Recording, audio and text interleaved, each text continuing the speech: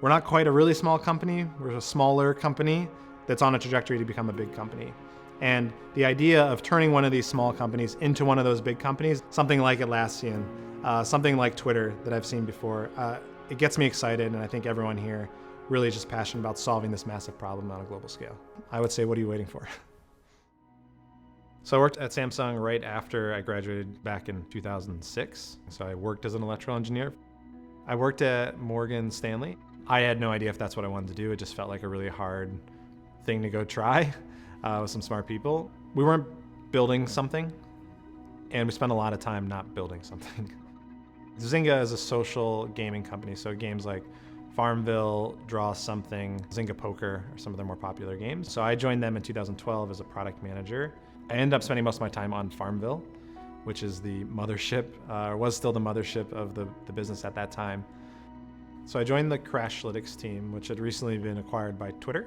They wanted to reach every developer on the planet. So it was the first time I was really just afraid in my career because of the ambition and the level of just the bar of quality of people on that team.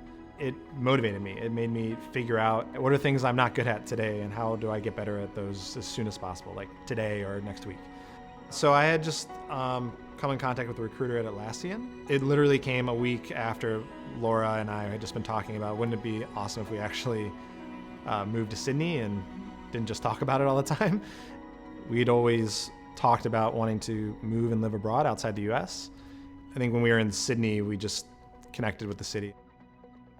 Making the decision to move across the world is a really big one, because it's not just my job, it's Laura's job, our life. So we took a leap of faith, I guess. When you get into Atlassian, it had gone through this massive growth and huge amount of success, and I had joined a bit after that. And so I did feel a bit like all the hard work that goes on to making something a first-time success had already transpired. And so while it was amazing to learn from those people and be a part of that journey, for me personally, it left me wanting to say, I want to build the next Confluence and build one of these successes just like Atlassian had. I had met a guy named Nick Engel, and he was, I think, in week 1 or 2 at SafetyCulture. But he's like, just talk to Luke, just talk to this guy. Luke, I think you'll really enjoy it. I called him, started talking to him, and he was just explaining very plainly, how the company came to be, why he started it, and the passion. By the end of the conversation, I had him on speakerphone. I was up, standing, walking around the room, almost yelling into the phone because we were kind of going back and forth with some ideas. And a lot of the challenges he had faced were those things that I could see Atlassian had already gone through. I'd see Twitter had already gone through.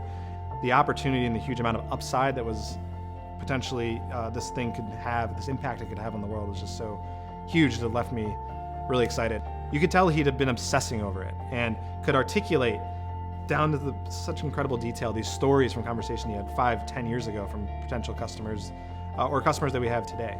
And I'd never spoken with someone like that was so articulate and able to just put himself in the shoes of the customer that it got me really excited about that. I don't think it's a question of whether or not we're going to get there. It's just a matter of when and how. It's one of those rare products that can be so many things for so many people, whether it's for construction or mining or a supermarket or hospitality. The person that we obsess over and want to build for every single day is that frontline worker. And there are millions of them, if not billions, in the world. I've been lucky enough to work at some great companies, but there's never been a time to join a company like I've experienced at SafetyCulture. So I would say, what are you waiting for?